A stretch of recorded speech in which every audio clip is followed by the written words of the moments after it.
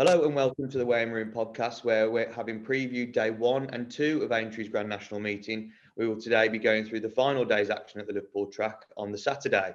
And again, I'm joined by Frankie Foster and Paul Callaghan to go through the 7-race card. Obviously, lads, the Grand National is the big race everyone wants to win and everyone's talking about, and all the festivals been leading up to. Paul, just how special a race is it? Not just to us as people who really love horse racing, but to punters that are watching racing really for the first time this year? It's something else. It is Cheltenham's Cheltenham. There's a lot more pressure going into Cheltenham. Aintree's a lot more relaxed, and there's a different atmosphere. There is a special atmosphere in there.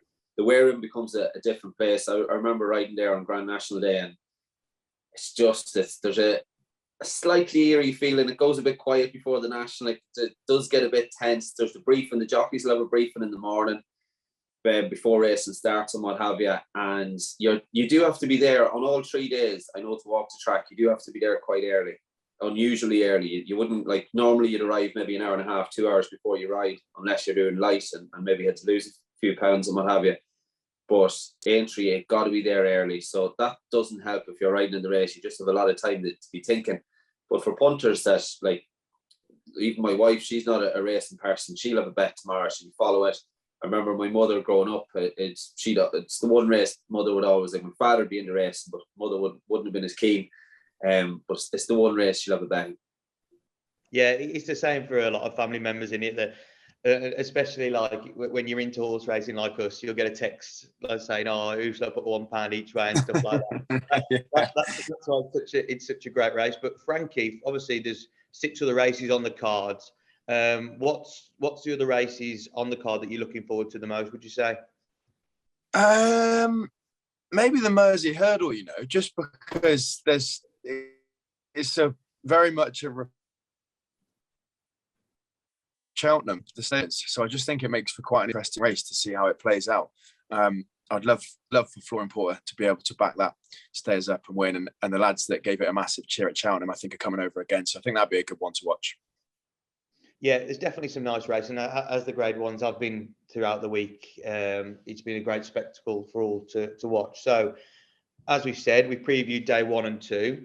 Hopefully, we picked out some winners, but we're now looking towards the Saturday. And the first race on the Saturday is the Grade 3 Handicap Hurdle. And like every single day, it doesn't get easy at all at the start. 22 runners going to post over the extended 3 mile. Frankie, we'll start with you. Who did you kick off Saturday's meeting with? I'm going to try and just keep it simple with the Fav Winter Fog, and I think that this slight step up again in trip might just be the difference. Paul Townend, a strong booking as he was at Cheltenham for his, was it 3rd or 4th in the Pertemps, only a pound up for that race there. And like I said, just that extra couple of furlongs for this horse could see it do the business. So I think they probably would have been disappointed it didn't do better at Cheltenham, but slightly further could be the difference. I think what interested me with Winter Fog, and I've got 2 selections in this race, and one of them is Winter Fog. But what really interested me, because I was on Winter Fog for the Pertemps, I thought it had a really good chance off the back of its second at Leopardstown. And I thought Paul Townend, obviously one of the best riders in the game at the moment, and I'm not slagging off any ride, but I just thought it'd be a lot closer to where it would finish. If you look how it finished, it almost got there and then stopped him because he had to use a lot of petrol up to be able to get behind the leaders. I thought if they rode it closer to the pace and didn't have to use so much petrol to then go over this extended trip, I thought he's got a really, really good chance. I've only a pound higher on his mark of 139 now. He's second in Leopardstown of 27 in that Pertemps qualifier. I learned that day, yes, he did get there too soon. That's probably why Paul Townend did that last time. But I think now, after both runs, you can find that happy medium of right, let's go midfield, let's not go at the back, let's not go too soon, but let's be in the mix, jump in the last. And I think Winter Fog's got a really good chance. And I think it's been quite lenient, really, because I thought that was quite a good race in the Pertemps. Another one for me that I'm going to put up, and it's from an interesting angle, really. It's Remastered, who comes back over hurdles for David Pipe. And this horse, absolutely tremendous chaser, especially last season, won the Grade 2 Reynoldstown, obviously Chase, then went into the National Hunt Chase. Was a bit outclassed into 5th, but I still thought ran really well. And that race has worked out really well, obviously, with Galvin going on to win, and Next Destination's quite a nice horse. This season, it's been quite difficult for him because even though he has run well, he probably hasn't had the figures to back it up. Because when he was running really well in the Ladbrokes Trophy, I think it was about 4 out, he fell and he was clear, going clear. He might not have won, but was going really, really well. I thought that was a nice race. Off the same mark after that in the Tommy Whittle handicap chase over the Haydock, finished second, giving over a stone away to the winner, Engard. He then went back over the same course and distance after that against Royal Pagaille, who ran well in the Gold Cup. Didn't run so well at Aintree, but ran well in the Gold Cup and finished 4th that day.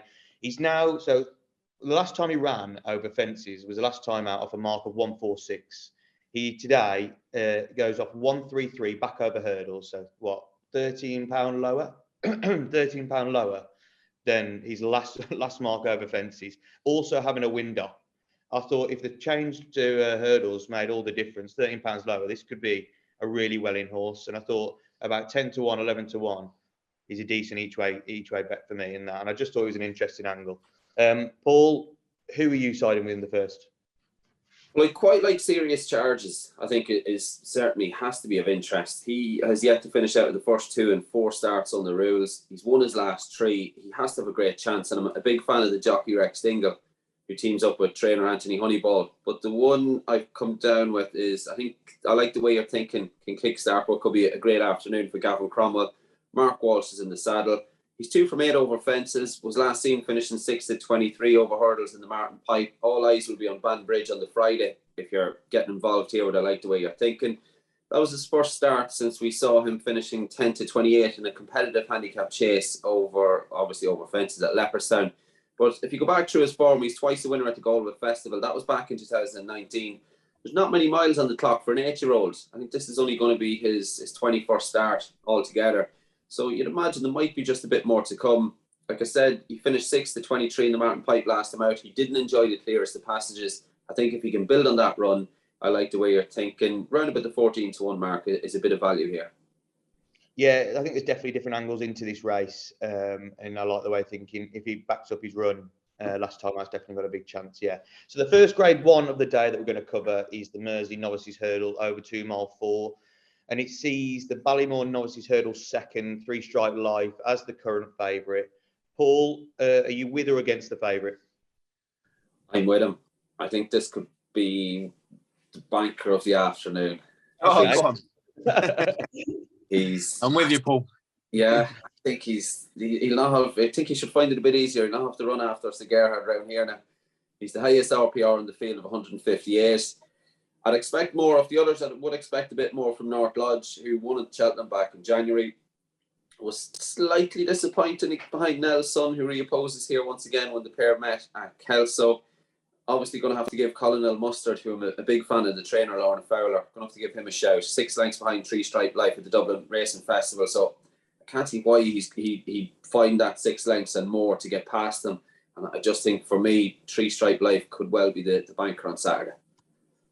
Okay, very bullish there. That's what we like to hear. Frankie, you in the same camp? I am, yeah, fully. I've been saying that this horse should win a graded race probably since its bumper at Cheltenham. And to be honest, it's been getting better and better. But as Paul said, it's just bumped into Sir Gerhard, really. 3 grade 1 seconds to his name, the last 2 behind Sir Gerhard. And the simple way I'm looking at it is there's no Sir Gerhard in this race, so he should win. Look, I think 3 Shot Life's an absolutely brilliant horse. And I'd love to make it 3 out of 3 for all of us, but I am jumping off. I'm walking on air, but slightly because I just think this horse could be a serious talent, and we don't know what it is yet. And I'm taking a bit of a punt on him because the way this horse won on Hurdle's debut, sometimes when you watch a horse visually and you just think, wow, that absolutely blew me away. And it did. Yes, it's got a lot to prove against 3 Stripe Life, even against Good Risk It All, LS Bell, Colonel Mustard. They've all got much better form, but and even Stage Star. But he's only had 1 run today. Yes, he's very unexposed, and that might not play to his favour. But winning his finished his second in his bumper against Shall We Have One More, who we know is a good horse, who passed away in the Supreme, unfortunately, but was a good horse leading up to that. His hurdles debut, absolutely brilliant, winning by 13 lengths, didn't come off the bridle. I thought it was very impressive. I thought the step up to 2 mile 4 is exactly what it needs. Look, it's got to prove itself against some really good horses in here, but I really, really like the chances if Walking on Air turns in to be the horse that I think it can be. Look, he might need more runs. He might go on to be a better horse in time, and he might be a bit early in his career, but I like to take a little go at him. You can't have two, can you? One with Con Hill and one with Walking on Air. The hen nose. Yeah, exactly. But I just think, Nicky Henderson, he's a brilliant trainer. He has some lovely horses. He's got John Barn, he's got Walking on Air, he's got Constitution Hill. I think he could have another here. I really think he could have another special one. Maybe not to the level of Constitution Hill, but I think he could have another special one here. But again, we'll see. He's got a lot to prove. And I'm just looking forward to this race to see what will develop and see how good he actually is against graded contenders. So another nice event on day 3 at Aintree is the Grade 1 Maghull Novices Chase, where we have a really hot favourite in this, Edward Stone. 4-6 currently. Gentleman de Me, 11-4. Third Time Lucky, who he's beat twice at 4-1. Amarillo Sky, 20-1 and 22-1 bar. Frankie, is it just simply Edward Stone? If he jumps them, he wins? I think so, yeah. I tried to take this horse on at Cheltenham, and in every kind of preview, I think I said he does everything right. He jumps well, he travels well, he's quick. He ticked every single box, but for some reason, he wasn't that sexy, so I never sided with him. And he kind of proved me wrong there. So I think now he's done the business at Cheltenham. He looked very, very good, if not better than even what he has previously, and he should just win this, in my opinion. Yeah, in this race last year, we had a hot favourite in Shishkin. Paul, Edward Stone probably not to the level of Shishkin, but do you think he wins the race simply in the same way as him? Yeah, I think if on a going day, once the season hasn't left its mark on him, he wins. He's unbeaten in all completed starts, and unless he has an off day, which I don't think he will, but Gentleman to Me would be the one. I think it's priced accordingly. Gentleman to Me would be the one that would be there to pick up the pieces. He's won his last 2 by wide margins, and he comes here fresh. I haven't seen him since the beginning of March, but on all known form, bar disaster, Edward Stone wins. I think the Tizard horse Amarillo Sky might just outrun his odds. He might run well at a price, but he shouldn't be good enough to win, to trouble Edward Stone, you'd imagine. Yeah, I can completely agree. I know it's very easy to tip up a 4-6 favourite, but I think he's one for the accumulators throughout the day. I can't see Third Time Lucky getting the better of him. I think you're right. Gentleman to Me is probably the danger. But if he runs to anywhere near his Arkle win, or even slightly below that, I think he wins this race. I think the only way he loses is if he falls over the fences. I think they're his biggest obstacles in this race. And I think he's got a great chance. And he's been a brilliant horse this season for Alan King. And I'm looking forward to see what he does next year in the 2 mile division, and where that could really, really hot up as it has this season. So quite an easy one, hopefully there for us, but maybe not so easy in this one. Another Grade 1, the Liverpool Hurdle, over 3 miles, maybe one of the features away from the National on the Saturday. It's a rematch of the 1-2 in the Stayers Hurdle with Flooring Porter and Time Hill taking on each other again. Obviously, you've got champion there, side of Burley. It looks a really, really special race on the Saturday. Frankie, we'll start with you. Are you with the winner, Flooring Porter, or are you with the second, or are you going for a different approach? Yeah, I was almost trying to take the favourite on to start with when I first looked at this, and maybe try and find a horse that hadn't gone to Cheltenham. And then I started doing a bit of digging into the stats of horses that came out of Cheltenham. And I mean, even excluding horses from the Stayers, 7 of the last 11 runners in this race, winners of this race, have been favourites. 6 of the last 11 ran at Cheltenham, and 5 of those won the Stayers. So nearly half of the last 11 winners of this race won the Stayers and came here to win.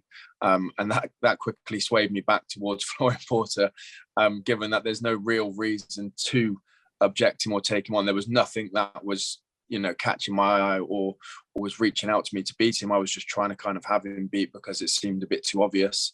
But maybe obvious is the right choice here. as the stats suggest. And Danny Mullins is in brilliant form. Rode another double yesterday, and I'm sure he'll be looking to come here and back up his festival win on Flooring Porter. Yeah, Flooring Porter is a really, really special horse. Obviously, winning back-to-back stayers hurdles, you've got to be a serious horse. Paul, you in the same camp as Frankie with this one? Yeah, the only slight concern is Flooring Porter himself. He was quite disappointing. He was a beaten favourite at Punchestown after his Cheltenham win last year, but he wasn't. He was half jammed on at the tapes. He was half a second slow away from the gates, from the tapes, and he wasn't allowed to make the running. I thought he was one that I took on at the festival along with Classical Dream, and anticipating that Classical Dream was going to go on with him. I don't know the supplement to supplement for the stairs for the World Hurdle. I'm not sure the procedures there, but I was quite surprised that given how definite the Classical Dream camp were to drop out, I'm quite surprised that there was no horse supplemented in the race to go on ahead with Flooring Porter and just annoy him for the first half mile.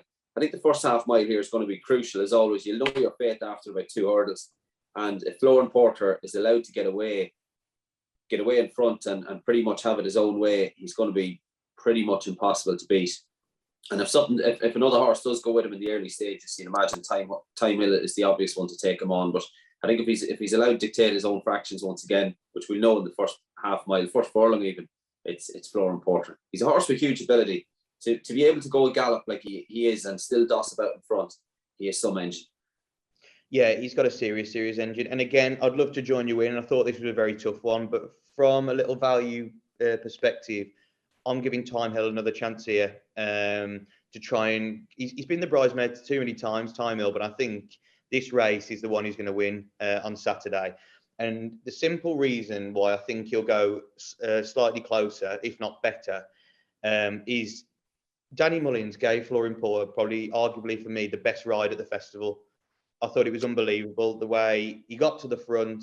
He almost looked at the screen, took a breather at the front, and which is a really brave move because a lot of people could have passed him, but he took a breather, nothing past him, got his breather into him, jumped the last, went again, and it was a brilliant ride.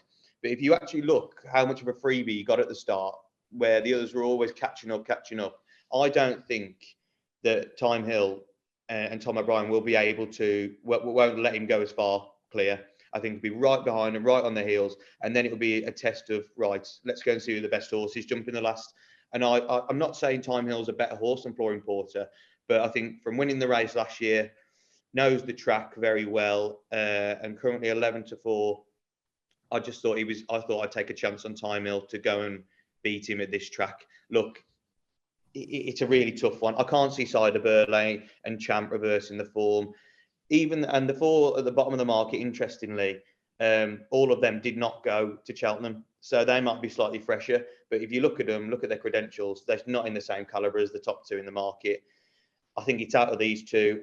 I think like Long Press and Brave Man's Game, I think it could be a bit of a match race coming to the last, and we'll see who the best horse is. But I'm going to go with Time Hill, currently 11-4 against the 7-4. Hopefully. Just looking here, James, I know Ashdale Bob is a horse that likes to go forward. He always kind of makes running, so he might just be enough to put Flooring Porter off. Yeah, he might be, and you're right. If you look back in the stayers, Flooring Porter had a freebie, didn't he? Absolutely nothing went with him, so it might slightly annoy him. And knowing how quirky Flooring Porter is, it might just put him off slightly. But I think with Flooring Porter, even though he is a quirky horse, I think with the experience he's been gaining, running in all these big races, he might be switching on slightly to it. But he still can fluff his lines like all horses can, and maybe that'll be different in this one. But yeah, I'm gonna give a chance to Time Hill in this one. But again, it's not the strongest view in the world because it's a tough race to pick. But just at the current odds, I think Time Hill for me will be the way forward. So the race before the National is the Grade 3 Betway Handicap Chase over 3 mile and 1 furlong. Another really tricky handicap chase on the day. Paul, we'll start with you. Who did you come down on? I'm going to take a chance on the Colin Tizard train, Killer Kane, who is only having his 6th start over fences. He won his last 2 at Kempton, and I thought it looked like a horse that was still learning on the job at Sandown last time out. He does lack the big field experience over fences, so he might just lack a bit of street wide. He mightn't just be as battle hardened as some of the other runners from the race, but I'm going to take a chance on potential here, and with a handy weight of 10 stone 2, running off a mark of 131. Killer Kane just could be well in here. Yeah, I'm in the same camp here. When I was looking through the field, I was trying to find a lot of different angles, and I kept coming back to Killer Kane. This horse cost 300,000 in 2020 at the Cheltenham sales, and that was the most expensive horse at that sales ring that year, which I thought was quite taking. He's learning on the job, definitely. I think his mark of 131 is still very workable at this moment in time in his career. I think he's still got a lot to learn, but off a weight of 10 stone 2 in this, off the back of 2 wins where he's been learning. I think he's run over 3 miles 2 starts ago, was definitely the trip he wants. Winning at listed level over 2 mile 4 was brilliant, but I thought he was getting better the further the race went on. I think going back up in trip for this race is exactly what he wants, and getting a lot of weight off the horses above him in the market currently. I think currently at 12 to 1, he's a cracking each way play. Maybe not the winner, still learning on the job, but I think he can definitely hit the frame with some extra places. And I thought he was a cracking bet at 12 to 1 personally. Frankie, who did you come down on? Tricky one, isn't it? There's got to be a price in here somewhere. Huge handicap. I'm going for a Spider Rome. Was travelling really well at Aintree last year in the Novices, when falling, I think, 2 out. And a lot of the horses that had been running well or nearly hitting the target last year at Aintree and maybe haven't gone on to the likes of Cheltenham this year and come back to Aintree have been running well so far. We saw that yesterday. Did put in maybe 2 slightly under par performances after that, but over slightly shorter trip, back up to 3 mile 2 now. Could see this horse perform well off of what I think is quite a fair mark of 155. Yeah, this is the thing. Me and Paul are looking probably from a lower weight aspect, but you're going for more class in the race. This horse is obviously weighted 11 stone 12 with the highest rating. He's the best horse in the race. It's just, can he carry that weight against maybe something that might be a bit below its handicap mark? But again, this is what we'll have to see. I think one horse we've got to probably talk about is Shamblu at the top of the market, going back up to 3 miles. 9 to 4. Do you think that's too skinny, Frankie? Or could you see Shamblu going well? It's an interesting one, isn't it?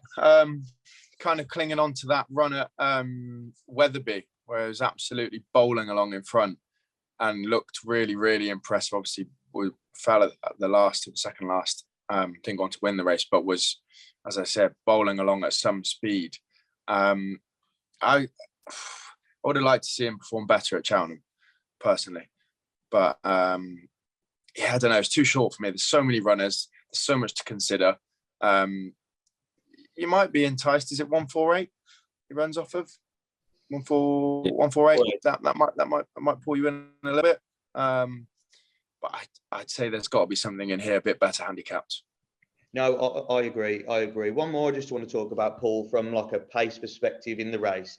Commodore obviously looks to have been completely set up for this race, having won at Cheltenham over 3 mile 2. He's a horse that definitely goes from the front, and you know you're going to be set a pace to go at.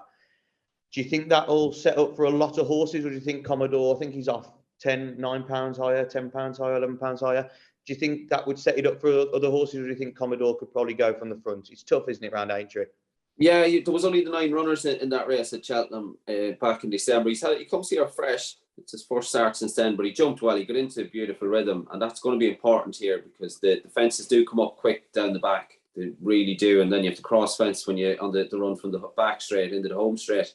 He could run well. I wouldn't put anyone off having a small wager on him, but his form's a little bit sketchy. He was pulled up 2 starts back at Wincanton, but like I said, if he gets into that rhythm like he did at Cheltenham back in December, he should go close. But you'd imagine it'll be a bit more competitive. You'd imagine David Bass, Spider Rome will go forward as well. So he just mightn't have things as easy up front.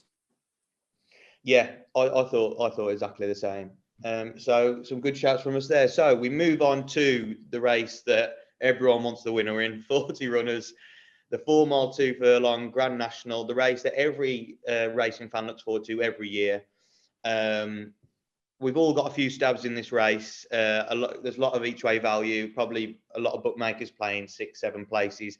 Before we get into it, I'll just read off some stats that might be able to help a few people, might not, because a lot of these stats actually don't apply to last year's winner.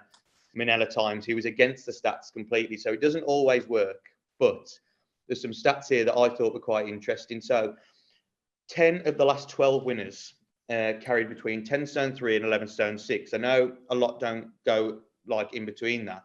But apart from last year with at 10 stone 3, all the horses pretty much were 10 stone 6 to 11 stone 6. So within that stone bracket, that's where you want to be. And I know there's a lot of good horses that aren't in that bracket. So it was quite interesting. Another one is the 9 of the last 12 winners were rated between 148 and 160. So normally the horses above 160, like Minella Times is this year, who's looking to go again, find it really hard over this attritional test. And you might be looking at something in the 150s that might have still a bit on its handicap mark that can travel better than some of these. And I think horses like Any Second Now just creep into this bracket off 159, 160. And I think Delta Works the same. So it's interesting that it might just be the cusp of where you want to look. 10 of the last 12 had won at least one race over 3 miles. So it's interesting because you look at some horses that might be plotted in that only won over 2 mile 4. It does pay to have a winner over a staying trip. And also, just to finish, all of the last 12 winners of the National had at least 10 previous chase runs to their name. So it's right to be wary of horses lacking chasing experience in races like this. Aintree fences aren't probably what they used to be, but they still are tough fences to jump, and there's a lot of them to jump. So there's some stats that you maybe want to take on board when looking for your horses, because at the end of the day, it is a stats game sometimes when you look at races like this. Anyway, Paul, we'll start with you. 40 runners going to post. I think there's one that you're going to put that just snuck in the 40th runner, but who's probably, would you say, out of the horses that you're going to put up, is the one that you'd pin your mass to? If you had to have one pick in the National, who would it be? Snow Leopardess. Definitely, if I was back but for a win bet, or if I was riding in the race, definitely I'd love to be on Snow Leopardess. I thought she absolutely loved the fences. She's a winner over the fences. It's an incredible story. Like she's had a leg, she's had a tendon injury, she's gone and had a foal, she's come back, and she's been incredible. Like she's won her last 3. Like I said, she absolutely ate the fences out of it the last time when she won around there. I think Aidan Coleman's going to be set for a great ride. I'm not changing my mind despite seeing the weather behind Frankie there. I think her chances would be greatly increased with a bit of rain. But I think it's going to be I don't think it's going to be any faster than Good to Soft. So I'm hoping that she can just plod away and get into a nice rhythm and take it from there. Paul, you'll know better than me, but after 3 days or 2 days racing and being this nearly the last race on the third day, whatever they put say the going is Good to Soft, will it still not be a bit more kind of tacky and sticky as a result of 3 days of racing? I don't think so. Not around there. They generally keep it in good nick, unless they got a lot more rain. You'd imagine. I'd imagine that water to maintain, as opposed to letting it totally dry out. I'd imagine it's a bit of a thankless job. Obviously, if you water and then to get an unexpected shower, then you're in a bit of trouble. But I'd imagine if it was going to get a bit on the tacky side, they might just water to maintain over the Friday night and the Saturday morning. Yeah, I think with that, I think it becomes a safety issue, doesn't it? You've got 40 horses jumping 30 odd fences. You don't want good ground. You don't want good ground at all. You need a bit of juice that the horses, when they land, you don't want to. At the end of the day, all you want is a Grand National, is all the horses to come back safe. It's not ideal world, and sometimes it might not happen. But if the clerk of the course can do their best to be able to do that, that's exactly what they'll do. So I think you're probably right. If it doesn't rain between now and the National, I think they probably will water just to maintain probably that Good to Soft ground. So it makes it perfect National conditions where everyone's got an easy chance. Some will like it softer, some might like make it firmer. But I think at the end of the day, if it's Good to Soft ground, you can have no complaints about anyone running. And I think you banged on there. But just going back to Snow Leopardess, I think it'd be an absolutely great story, wouldn't it, for racing? It'd be like one of the Tiger Rolls, stuff like that. From a horse having a foal to then thought it wouldn't race again and go breeding, to come back and win the races it has and come into and be favourite for a Grand National. It's an amazing story. And look, Aidan Coleman's a great rider as well. It'd be great to see a win. but it's not as easy as that. You've got to take emotions out of it sometimes, haven't you? And Yeah. there's some other prices in the pool that maybe from each way perspective that you might be looking at as well. Yeah, again, the Irish Grand National winner, Freewheeling Dylan, I think he could have a serious chance now. He's a horse that likes to go forward. He'll be up there, and hopefully he can just get over the first 3 fences and get into a nice rhythm, and then plot his course from there. He's a horse that if he gets out in front and enjoys it, he'll run well for a long way. Whether he'll see out the trip, I'm not so sure, but you're just hoping for a little bit of luck. The third fence is the one that, I think even when horses school over replica fences, I think it obviously is the small percentages you're looking for, and it definitely doesn't do any harm. But I do think horses will either take to it or they won't. And people go on about the Beechers and the Chair. The biggest fence on the course, I think the most daunting fence on the course is that third fence. It's a big ditch. And I was saying in an earlier recording that if you look at the fences towards the inside, about 4 or 5 horses off the rail over the years where the ground was kicked up, you'll see it's kind of gets lower at the takeoff board. So that would be the naturally you're wasting less time if you go that route. That third fence, the ditch, doesn't matter where you look at it, it looks as big, and it kind of looks back at you. Like the Chair, there's a big spread on the Chair, but from takeoff to the actual fence, top of the fence, is not actually that big. Beechers doesn't look any different to any other fence on the approach to it. So the horses aren't, and the drop's not as big, but you don't really get much of a shock until you land at Beechers. But that third fence on the national course, that's a big, big ditch. So I think lads will know on the landing side of that, you know what sort of a spin you're in for. But I think Freewheeling Dylan could well outrun his odds. Darren Mclaughlin does very well with ammunition. He had a big price runner in the race before that placed. And Dermot's father, Dermot was a good rider in his own right. He used to ride for Jim Draper, but his father, Liam, his late father, Liam, was the first man ever to win an Arkle. So that would be a great story there. He trains up in Ratoath. And I'm going to have to give Fortescue a mention. I think Fortescue, another that would like a bit of rain, but a family I know well. He's from a good stay and chase family.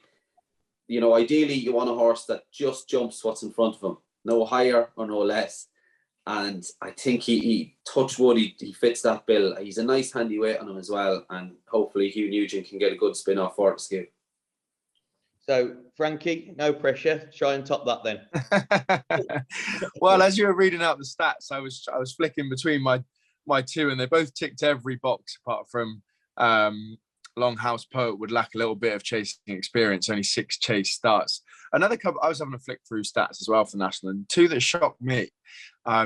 Over half of the last 30 favourites have finished in the top 4, and only 9 of the last 3 have come out the top 8 in the betting, which surprised me. Everyone looks for a massive price in the National because you kind of can, but they would suggest that looking towards the top of the market would be sensible. My 2 aren't. I love to back a favourite, but then they're nowhere near the top really. One of them, Longhouse Poet.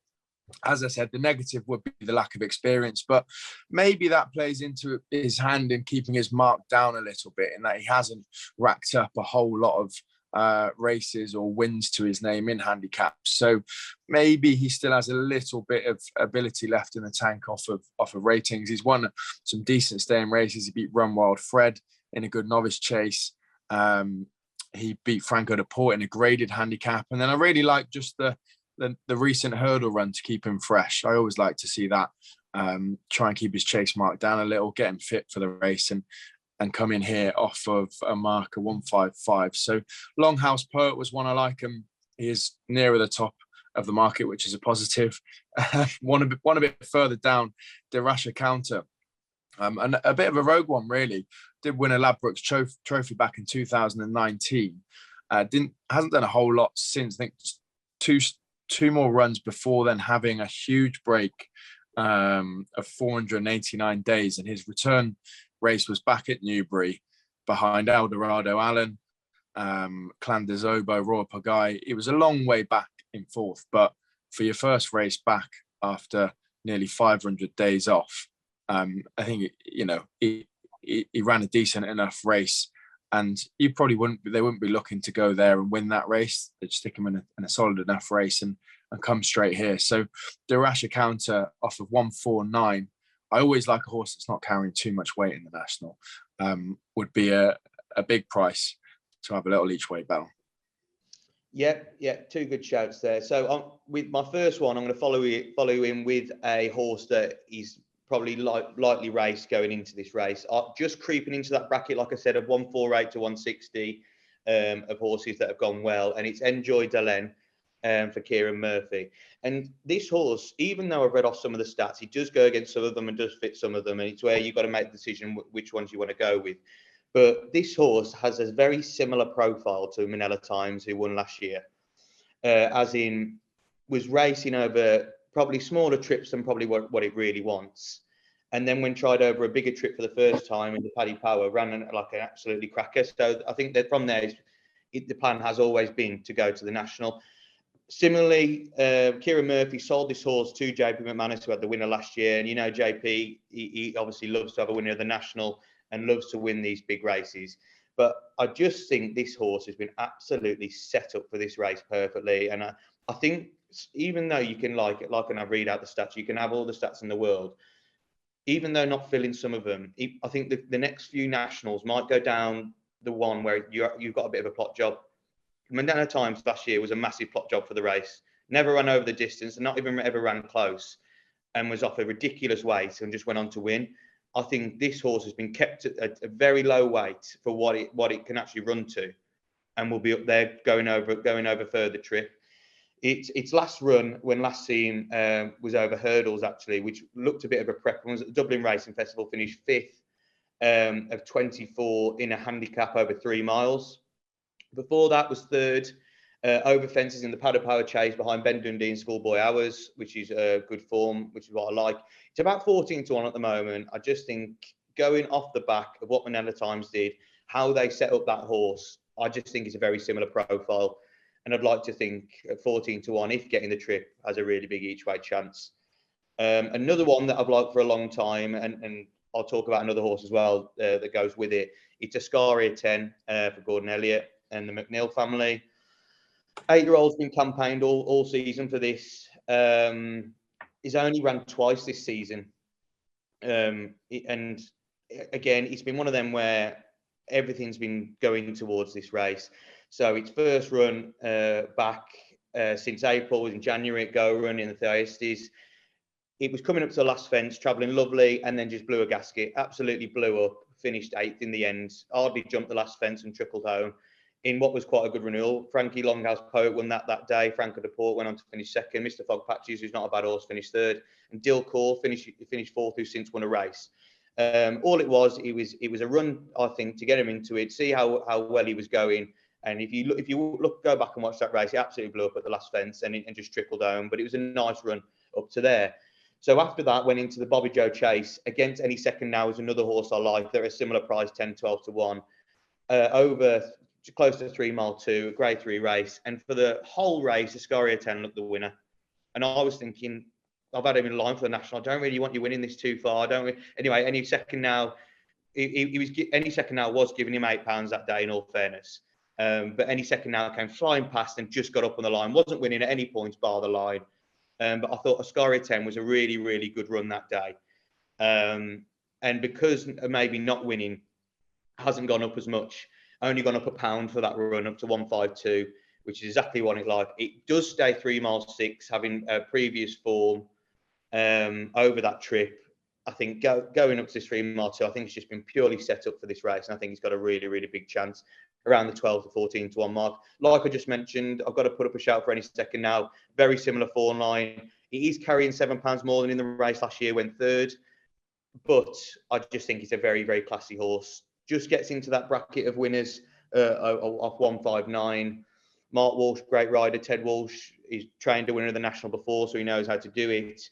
I think about 10 to 1, he's got another good chance. And like you were saying, Frankie, I also looked at the start of horses near the top of the market that have finished up there. You do think, I think in past Grand Nationals, when the fences were bigger, you probably get 66 to 1, you got Mon Mome 100 to 1, you get 33 to 1s like Rule the World. You get horses like that, but I think it's become a more classy race over the last few years. And I think you are getting shorter prices. Not to say 100 to 1 can't go and win this, but I think for me personally, it's worth looking between the 25 to 1 to like 12 to 1 mark to try and get your value personally for me. And that's how I look at it at the moment. Some horses I do want to talk to you about. Obviously, last year's winner, Manila Times, now off 161. Paul, can Rachel do it again, or do you think it's a tough task this year? I think it's tough. I have no reason. Like he fell and pulled up in his 2 runs since then. Back to Aintree might just light him up again, but you couldn't be backing him. He's short. He's a bit short to be getting involved with on his last couple of starts. Yeah, I agree. Carried so much weight as well, isn't it? Yeah, I think the reason that horse won last year was because of the weight he was carrying. And I just think off this weight, it would be an unbelievable training performance to see this horse. But horses do light up for coming back to Aintree, so you never know. But I can't see it myself. Another one is Delta Work. Look, Delta Work, maybe what a lovely horse, but one of them probably the most hated horses coming out of Cheltenham for what he did to Tiger Roll. But what a chance it's got here off a mark of 160. Definitely stays the trip over the cross country, winning the cross country. Frankie, do you think Delta Works definitely a worthy horse at the top of the market? You know what? I can't take credit for this, but Barry Geraghty, chatting to him yesterday, and my initial thoughts on Delta Work was he's beaten a very, very informed Tiger Roll, and that would give you confidence coming into this race. But the case that he made was that Tiger has travelled because they're on the cross country course.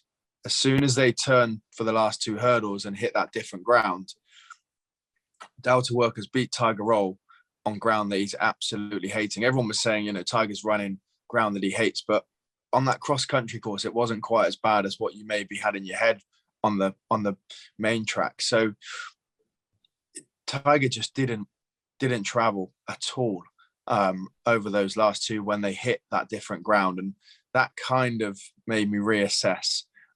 He has got to carry a fair bit of weight as well, but I don't know. It's definitely got a chance. I quite fancied him, and then, as I said, he made that quite interesting point. I thought, maybe it's a fair shout. You've got to stick out the cross country and you hit ground that you absolutely hate, and Tigers just hasn't finished this race at all. So, I think he's probably the classiest horse in the race. 5-time Grade 1 winner. You don't see many of them coming into a Grand National, do you? Really, winning all those accolades. So, look, Geraghty might be right, and who's to question him? Who's to question him for the experience he's got in the game? But I think definitely had a chance. Another one I just want to mention before we go on to the last race is a horse that just crept in, a Claire Surf, 39th, just crept into the race with 2 Twitter horse, isn't it? It is the horse. We move not to talk about the horse because it's all over. Obviously, finishing second to Win My Wings last time, who absolutely hacked up in the Scottish National. And I think it's gone up £14 for that. So off a mark of 143, surely a Claire Surf's the best handicapped horse in the race. Would you say, Paul? Yeah, you'd imagine so. There's plenty. You'd imagine there's plenty more to come off him. It's only his 13th career start on the rules. He's had 2 in points, but he jumps well. Like you said, a good second in the Eider last time out. Has a handy weight at 10 stone 6. If he takes the defences, you'd imagine Tom Bell's will get a hell of a spin. Yeah, like you said, Frankie, he's the talking horse on Twitter, so I think he could go probably short on the day from his 14 to 1. I know a lot of Shrewdies are on at 33s, 20s. Now at 14 to 1, I think people probably will still be back in a Claire Surf, but we'll have to see. So that's the Grand National covered. A lot discussed there, but we've still got to talk about the last race on the card. The last race of Aintree's Grand National Festival. It's the Grade 2 bumper, a very different race to the National, over 2 mile, 1 furlong. Paul, to finish off the card, who are we going with? Could be easier to find the winner of the National than it could be trying to find the winner here.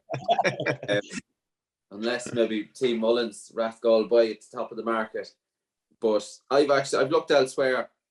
I've sided with the Paul Nichols train, Henry II, Harry Cobden on board, 2 from 2 so far. Was fairly keen on his debut.